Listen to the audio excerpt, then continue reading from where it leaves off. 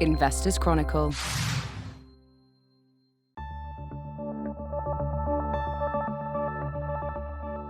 Hello and welcome back to the IC Interviews. I'm Dave Baxter, and joining me today is Craig Baker, Global Chief Investment Officer at Willis Towers Watson, who also chairs the Investment Committee for Alliance Trust.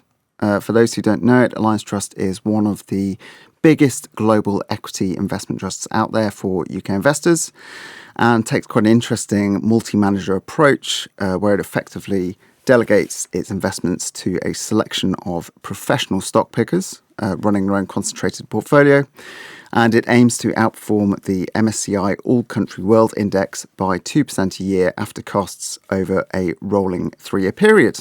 So, Craig, thanks for joining us. How are you doing? I'm very good, thanks. Pleasure to be here. Good to hear. So, Alliance Trust has been an interesting one to watch in the last year or two. I suppose, like some of the other kind of big global equity names, if you look back a few years, it had a bit of a kind of tough time trying to keep up with the kind of global index, trying to keep up with that big rush of the big US stocks and so on. But it has been holding up a bit better both last year and kind of this year as well, which perhaps might seem surprising given market conditions. Maybe to kick off, what has been kind of driving the performance of the trust versus the index in recent times?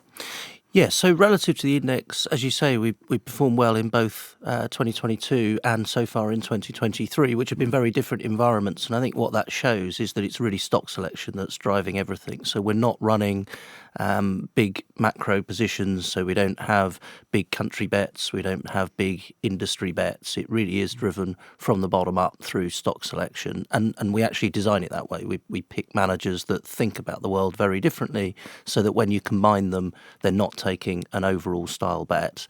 They really are having stock selection come through, and that's exactly what's been happening this time. As you say, there was a period where it was very concentrated in a small number of stocks back in 2018, 19, 20.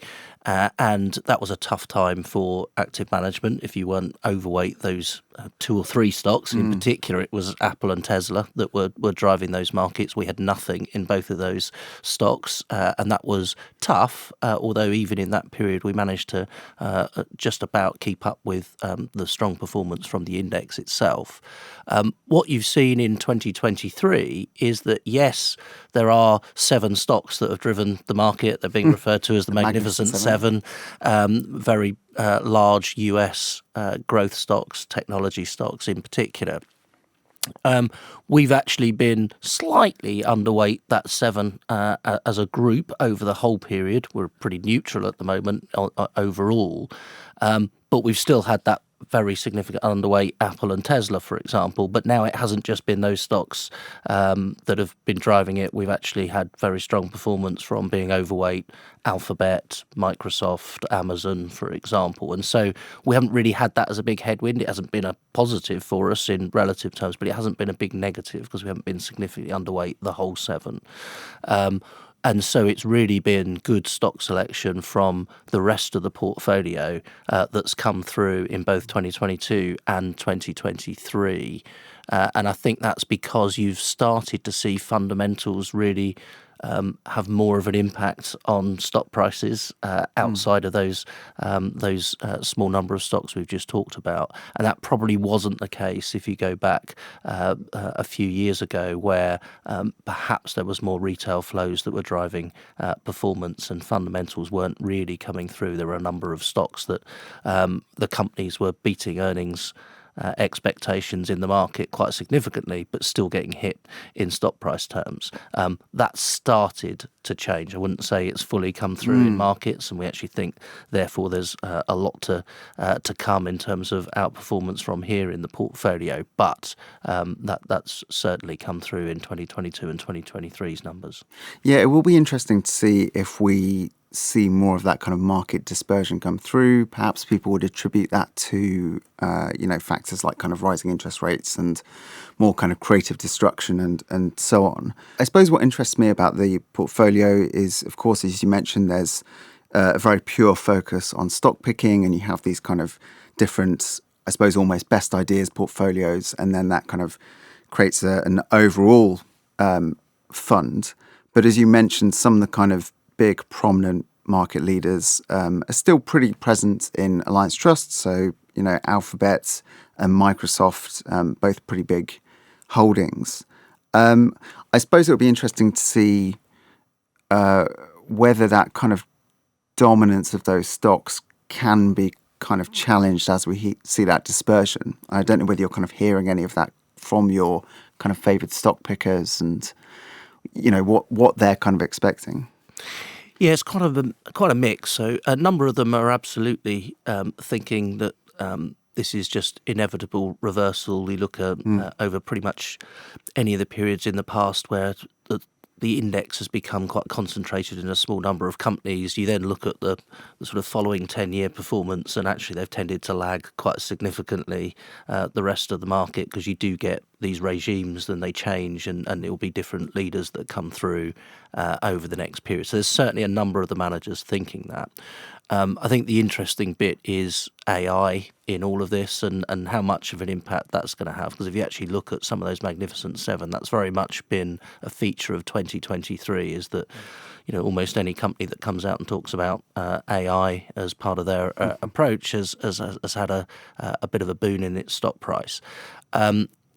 I think, genuinely with a few of those Magnificent Seven companies, there's some pretty good arguments that the fundamentals really are there. These are not like some of the growth stocks we've seen in the past that have been bid up, that haven't really got any earnings, and it's all about future growth expectations from zero. These are good companies that are actually producing strong cash flows and earnings. So it's not quite the same as we've seen in some other periods. So we've got a bit of a mix amongst the managers, which is why we've ended up, on average, over the last year or so, only being slightly underweight those seven as a total. But we've certainly got some of the managers in the lineup that have got nothing in those companies, and of course they're the ones that have done particularly well in 2022, struggled a bit more in 2023. And are you tending to, or maybe you've mentioned to me before, you have your kind of balance of different styles, and you normally have tried to almost kind of like top up the losers and kind of take profits on the winners. Is that still the process kind of going forward? It is, yeah. That's absolutely the principle we start with. Why wouldn't we be rebalancing is where we start with the question. Now, it may be that there's good reasons that you're not going to do that at a particular point in time, and that's thinking about the mix and the impact it has on the overall portfolio. And so you're also looking at, well, what does it do to my style exposure? What does it do to my small cap versus large cap exposure? Is it going to lead us to have unintended sector and country bets if we move around the weightings in the managers, or if we're adding a new manager as we have done recently? What impact does that have? So all of those things come into the mix. But as a general principle, yes, we would be looking to, on average, be taking some capital away from the ones that have done particularly well, where it's been driven by their style. If it's just been driven purely by their stock selection, you're less quick to make that change. But even then, ultimately, some of those could well reverse. And so that's a general principle, is adding to those that have had a tougher time because of their style, and taking away from those that have had their style in favour for a period of time. Has there been, have you found there's been almost a muddying of the water in terms of style and what your manager's doing? So, for example, I think of last year, the big tech stocks were getting absolutely battered. Facebook or Meta was, I think, down something like 60% for the year in the end. And you began to see some kind of well-known, global value funds holding what people have always viewed, or for a long time has viewed, as almost quintessential growth stocks. How has that kind of played out within your kind of selected managers and your portfolio? Yeah, you're absolutely right. I mean, it's very easy to talk about value and growth as being completely different things. But I mean, of course, every manager's looking for something that's good value and will grow. And so, it's not as simple as black or white. And certainly that's the way we go about constructing the portfolio. We don't look for, we need to fill a bucket of large cap growth now. We need to fill a bucket of small cap value now. Instead, we look at who are the best stock pickers out there, in our opinion, and let's pick a variety of them that think about the world very differently. So even within the value space and the growth space, they're very different. So you gave an example there. If we take a couple of our value managers, you've got someone like a Lyrical who will be looking for the absolute cheapest companies in the world, and then deciding which of those are going to do well, and that the market's over hit the share price in terms of thinking that something's going on in the company when actually it's not as bad as the market thinks, and there's good reasons why that company can continue to do well. And then you've equally got someone like Vulcan Value that's in the portfolio that will call themselves a value manager, but their starting point is what are some of the great companies that are out there, and then which ones look very, very cheap. So those two managers will almost never have the same stock in their portfolio, but they're both value managers, but they're coming at it quite differently. And so Vulcan's actually done very well. In fact, it's probably the best performing manager we've got over 2023, because they've actually got a number of companies that people might look at and say are quite growthy in nature, but actually their view was that they were well below their intrinsic value, whereas Lyrical's underperformed in 2023, did well in 2022, but has underperformed in 2023 because they've got a very different starting point within that value universe. And kind of sticking on that theme, what would, as you say, the kind of the different managers you back at, they're quite disparate, take different approaches, but what to you defines a kind of a good stock picker? And I suppose a question that's very relevant to our listeners, given active management can sometimes have quite a spotty record. You know, what makes you stick with a manager, and what makes you finally kind of quit a manager if they've been struggling? Yeah. So, I mean, ultimately, what we're trying to find in this portfolio is genuine stock pickers that have got quite a long-term time horizon, and they think about risk more in terms of permanent loss of capital in the companies that they're investing in, rather than risk relative to a benchmark or relative to the peer group. We can worry about what the overall portfolio looks like relative to the benchmark and manage risk in terms of the weightings we put to the various stock pickers, and we can pick stock pickers that think differently and solve it that way. We don't want them to be thinking about that. We want them to have quite a long-term time horizon. And so that is relevant to both parts of your question. So firstly, we're looking for people that have got a track record of being able to take long-term views on stocks, hold on when things aren't going their way in share price terms if they're still confident in the fundamentals of the company, and have got a track record of doing that through different market cycles. And so that's essentially what we're looking for. Often it's individuals that have worked in the industry for a number of years, maybe worked at some large organisations, really learnt their trade through different environments from some high quality investors of the past, and then maybe over time have ended up starting their own shop, their own boutique asset management firm, and they can run assets exactly the way they want to. They can control their own destiny in terms of not having to grow the business too large, have their own investment alongside those of clients, and have an alignment of interests that way.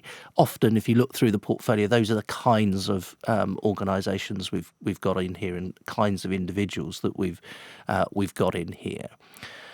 What it also means, to your second part of your question, you know, if we're looking for people that think long term, we need to think long term in terms of how we're evaluating them. And so when we're looking at the performance of a manager, what we're really trying to do is dig down into what are the component parts of that performance, what's actually driven how they've done relative to the benchmark. We don't mind if they've underperformed, if you would have expected them to underperform with their style and approach over that period. And so what we try and do is break out how much has come from the stock picker's ability to call the fundamentals in the companies versus how much just happens to have come from what's happened to the price earnings multiple, for example, on that company, because the market as a whole is suddenly liking one area of the market and all price earnings multiples have increased, and suddenly disliking some other areas of the market and they've all contracted. So we actually split out how much of that's come from that. So if we find a manager that's actually been calling the fundamentals correctly. They've been investing in some companies that have been surprising on the upside with their earnings, but that just hasn't come through in the share price yet, and hence they've lagged the market. We'd be adding money to those managers because their style's been out of favour. Whereas clearly you could have a manager that's outperformed, but actually, in our opinion, they've actually been calling the fundamentals wrongly in some of the managers. They've got lucky because there's just been multiple expansion. Anyone in their area of the market would have done well. We might actually be concerned about that manager. And so it's not always just whether they've outperformed or underperformed. It's what's driven that outperformance or underperformance. And the other thing is, has anything changed in the proposition of what we bought the manager for in the first place? And so the most likely things that make us want to take a manager out will be something like the key individuals left, or they've started to grow the assets too large that they can't actually add the kind of value that they used to in the past, or there's been a change in ownership and we're concerned about the culture of the organisation going forward. Those kind of things are more likely to make us change a manager rather than just short or medium-term performance. And are there any red flags that would point to, I suppose, the risk of so-called style drift? So this is something we think about a lot. If you have I suppose in recent years, it's tended to be a topic of most relevance to value managers when value was very out of favour. There was a worry that a value manager would kind of drift into, growth investing in order to try and shore up their bad performance. And then finally, when value does come good, they're not really in the right position to take advantage. Yeah, it's a great question. This is what we spend a lot of our time on. It's a really important part of it, particularly with a multi-manager approach like this, because what we don't want is them all to start moving towards whatever the style is that's been doing well recently, because then the whole idea of having a style-neutral portfolio goes out the window. And so we spend a lot of time on this. It's actually quite difficult because of your question earlier around, well, everyone's a bit value and bit growth, and there'll be times where you end up in stocks that maybe look a little bit growth when you're a value manager and vice versa. So it is a tough thing to do.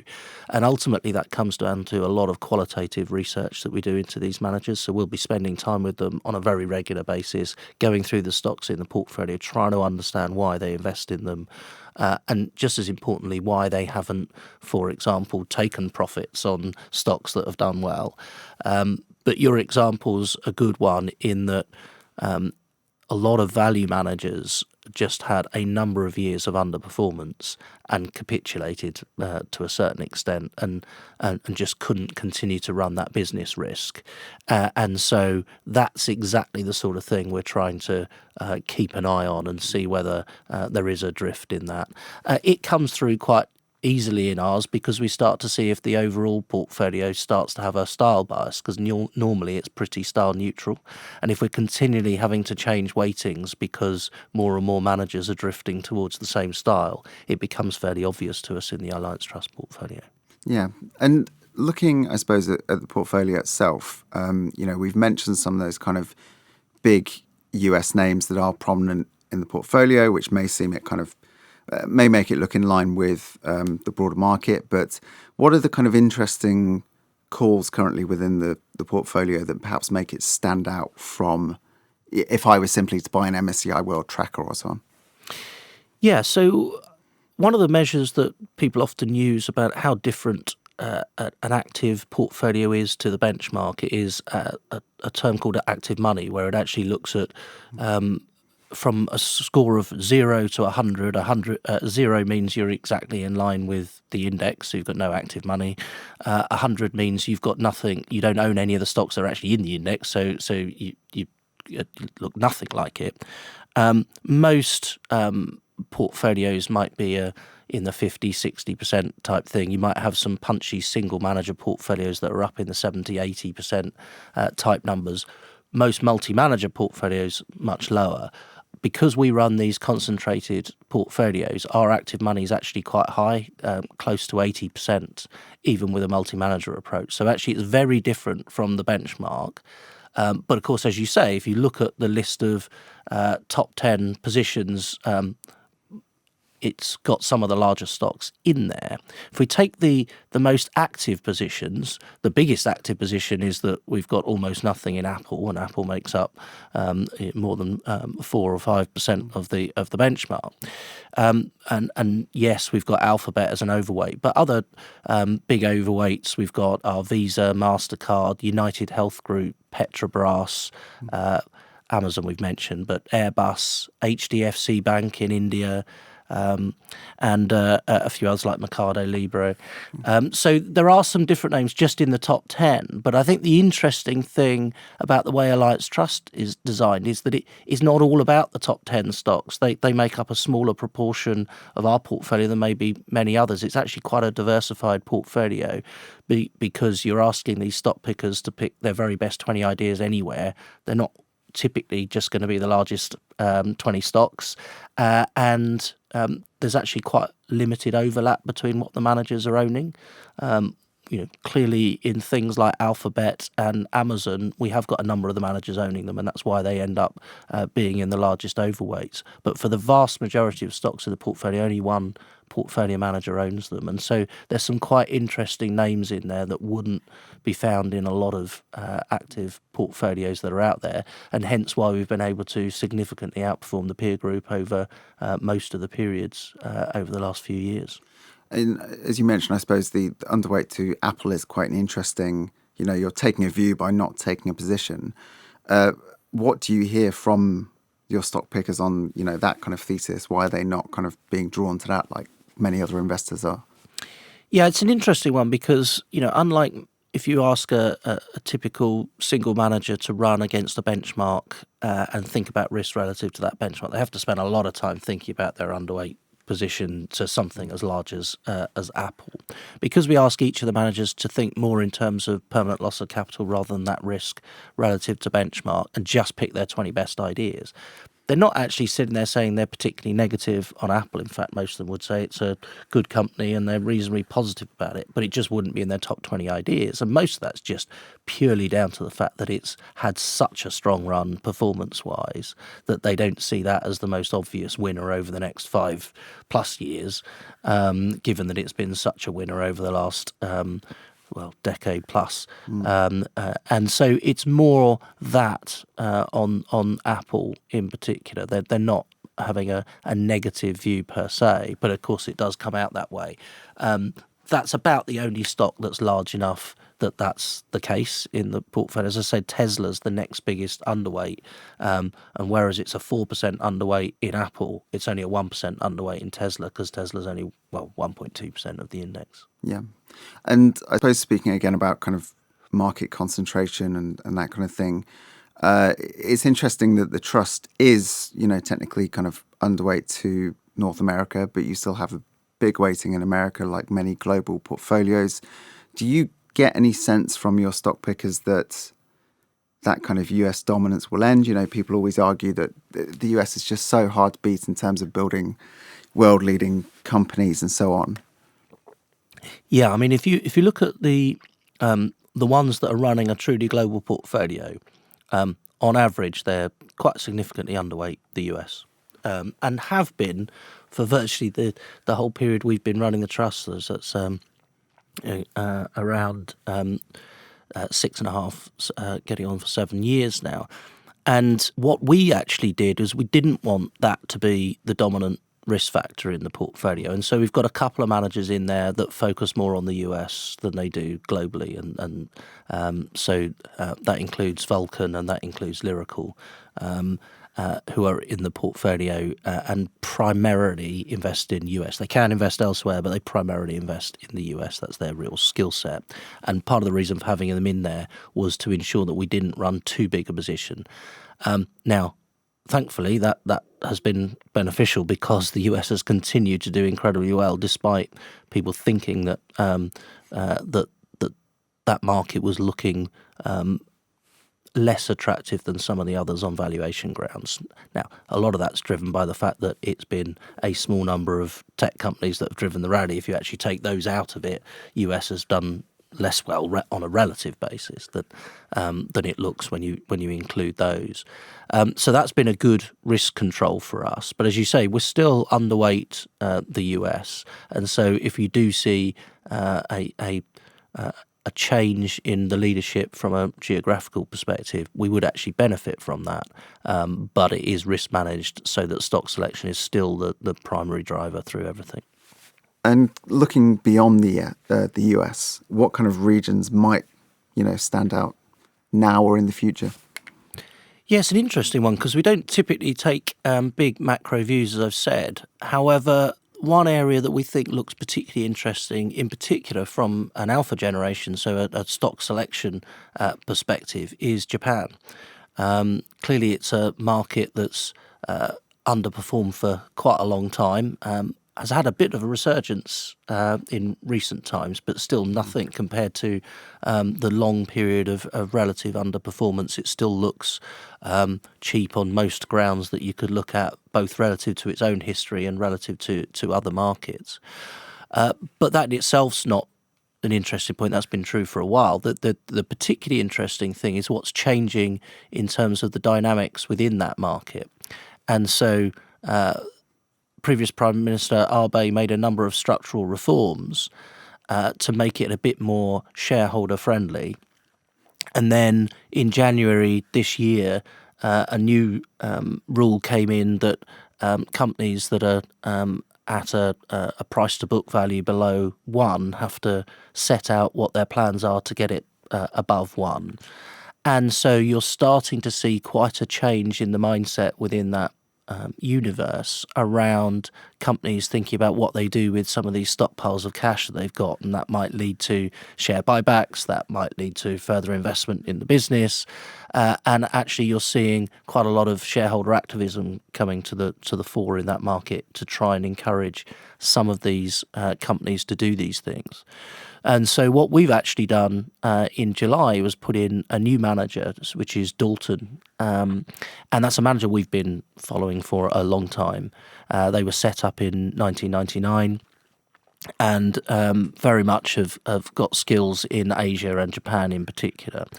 And their 20 stock portfolio that they're now running for us is going to be focused on Japan, a bit more in the mid and small cap space, but really trying to take advantage of exactly what I've just talked about and looking for companies where they think the management is aligned to shareholder interests and is going to start working on some of these things, picking what they think are particularly undervalued companies that can benefit from the use of cash on the balance sheet or whatever it might be to be a bit more shareholder friendly and drive returns. When you then add that to the fact that the market as a whole looks pretty cheap and they're in a different environment in terms of inflation and interest rates than the rest of the world, it actually looks a pretty attractive proposition from our perspective.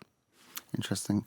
And turning to, I suppose, some of the kind of other elements of the trust world, there's been, I suppose, a few interesting developments from Alliance Trust in the last year or two. One is, I suppose, like many other trusts, there's been a bit of ramping up in terms of kind of buyback activity. The trust has kind of, I suppose, attributed the stability, relative stability of the share price discount to that in part.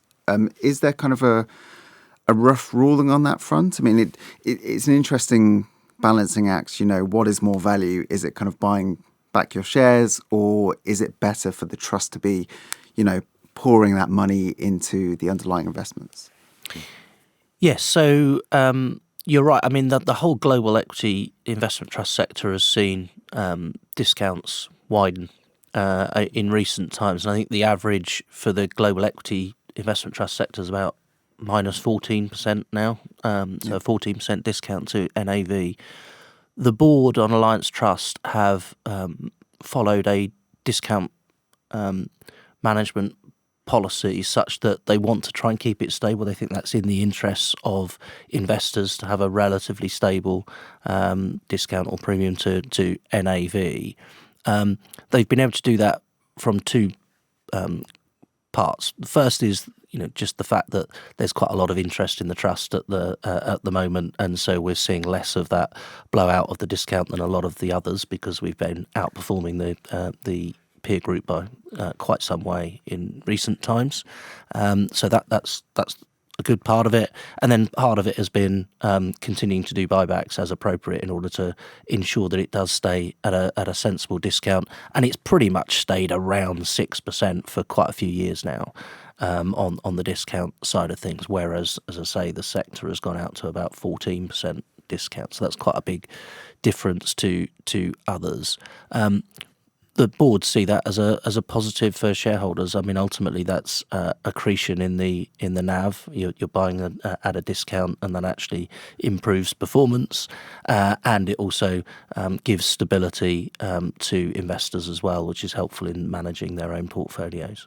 Yeah, but again, an interesting, I suppose, opportunity cost. I was quite enjoying some comments from the chairman of the Invesco Asia Trust recently, talking about why they hadn't done buybacks, and he was talking about there were some great long-term investment opportunities on the horizon, and he said something like, "We do not want to stand in the way of that." Another, I suppose, interesting development has been on the kind of dividend front. You know, you have seen some big dividend increases from the trust in its recent history, in part, I think, using kind of revenue reserves that are built up over time. Should we kind of be expecting to see more of that trajectory? And, what effect does that kind of have when it comes to the actual investment portfolio? You know, do your stock pickers need to focus more on natural income? Does yield begin to play more of a part in the portfolio? Yeah, it's always a balance, isn't it? I mean, the ultimate objective for the trust is to be a core investment that delivers a real return over the long term through a combination of capital growth and a rising dividend. So it is looking for a rising dividend, and the trust is a dividend hero. It's now increased its dividend 56 years in a row. And of all the AIC dividend heroes out there, it's actually had the highest 5-year growth in dividends. So it's now sitting at a pretty attractive dividend yield relative to a number of others in the global equity sector. But it's not an income fund per se.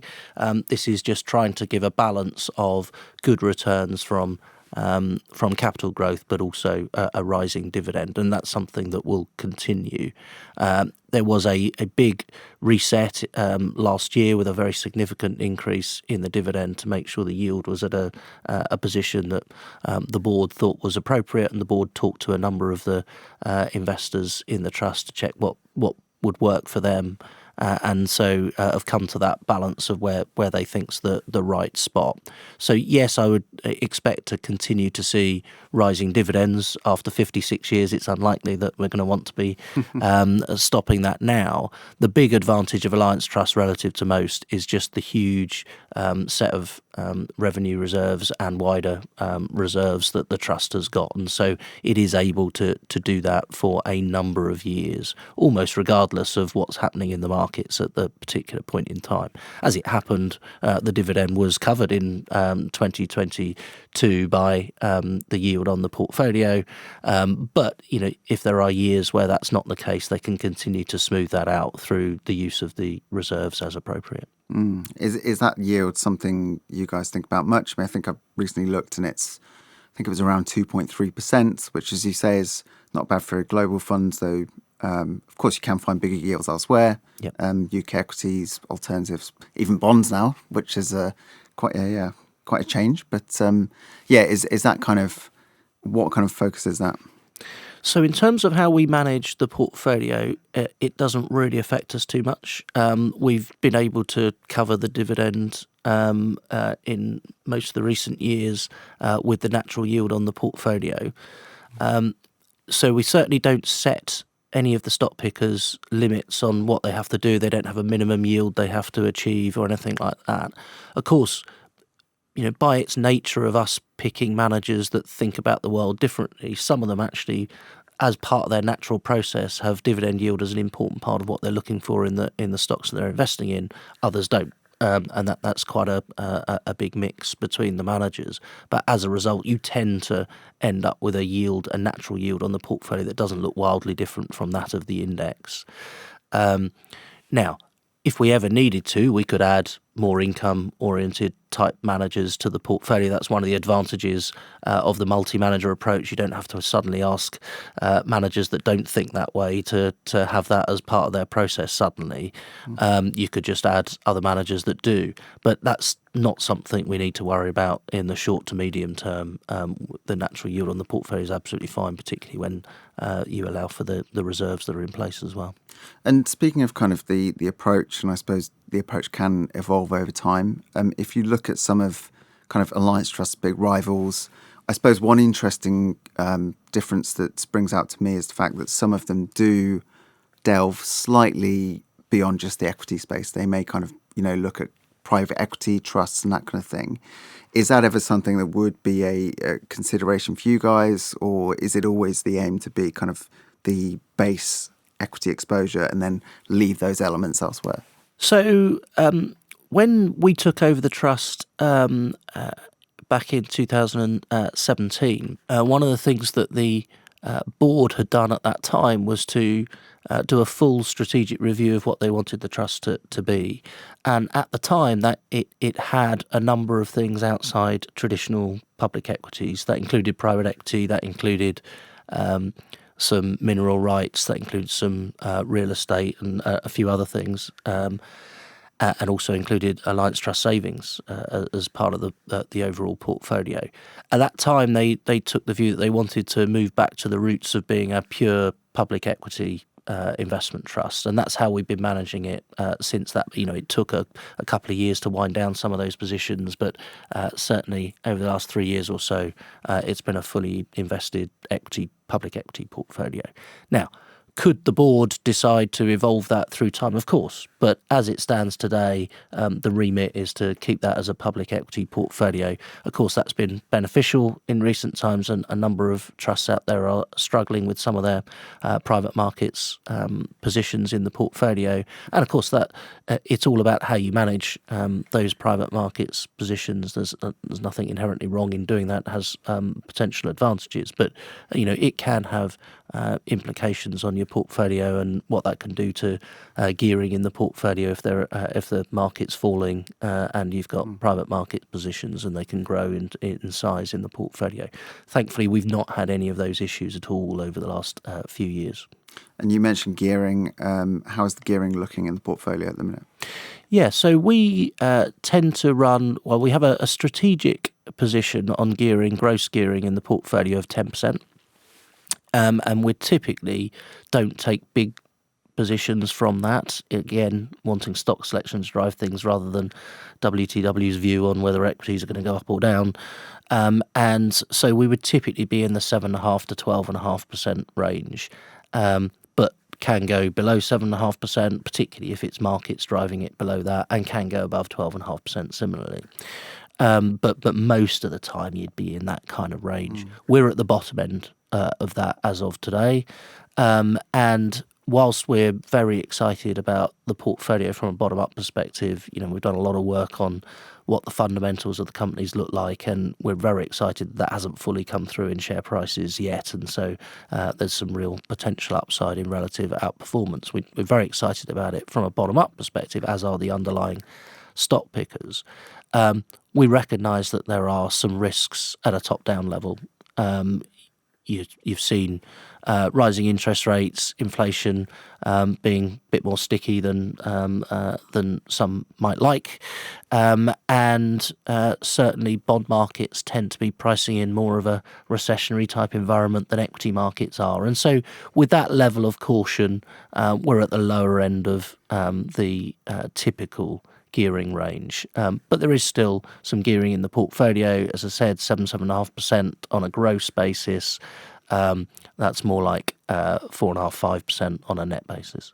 And speaking of kind of sentiment, you must, I suppose, always be interested to gauge how your managers are feeling and who's upbeat or who's particularly gloomy. At the minute, where's the kind of bearishness coming from, and which kind of managers are you hearing more excitable noises from? Well, what's actually interesting at the moment is that, as you say, you normally get, some of the managers being particularly excited about their portfolio and some a bit less so. I still think over the long term they're excited about it, but in the short to medium term a bit more concerned about it.